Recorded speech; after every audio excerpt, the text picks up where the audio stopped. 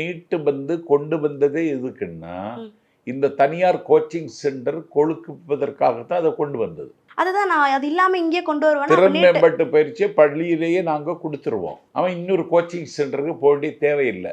ஒரே ஒரு வருஷம் இந்த நாட்டில் 2-3 லட்சம் ரூபாய் கேட்குறான் கோச்சிங் சென்டரில். அந்த சென்டருக்கு பேர வேணாலும் நான் சொல்கிறேன். ஆனால் அதுக்கெல்லாம் இடம் வைக்காம, ஏன்னா பொதுமக்கள் அவ்வளோ வசதி படைத்தவர்கள் அல்ல. கல்வி பெற வேண்டும் என்கிற தாகமும், தன்னுடைய குழந்தையை கல்வியில் உயரத்தில் உட்கார வைக்க வேண்டும் என்கிற தவிப்பும் பெற்றோர்களுக்கு இருக்கிறது. அதை இந்த எல்லாருக்கும் கொடுக்க வேண்டும், எல்லோருக்கும் எல்லாம் என்றிருப்பதான நோக்கம் நோக்கி விஜய் நடைபெறுகிறார். அப்ப அந்த நீட் கோச்சிங்கை இங்க கொண்டு வரணும் அப்படின்னு சொல்றாரு. நீட்டை வந்து ஆதரிக்கிறாருன்னு எடுத்துக்கலாமா? அப்போ நீட்டு கொஸ்டின் வந்து இப்போ என்னாச்சுன்னா, சென்ட்ரல் சிலபஸில் தான் கொஸ்டின் கேட்குறான், ஸ்டேட் சிலபஸில் கேட்கறது இல்லை. அதனால தான் எங்கள் தலைவர் மட்டும்தான் சொன்னார், கன்கரண்ட் லிஸ்ட்டு, ஸ்டேட் லிஸ்ட் அப்படி இருக்கக்கூடாது.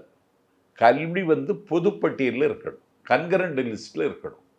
அப்போது தான் மாநில அரசு உரிமையோடு போராட முடியும். மாநில உரிமை பற்றி வாயிலிய பேசுகிறவர்கள் இந்த நாட்டில் இந்தியாவினுடைய புதிய கல்விக் கொள்கை கண்மூடித்தனமாக ஆதரிக்கிறார்கள். ஆனால் வெளியில் நாடகம் போடுகிறார்கள்.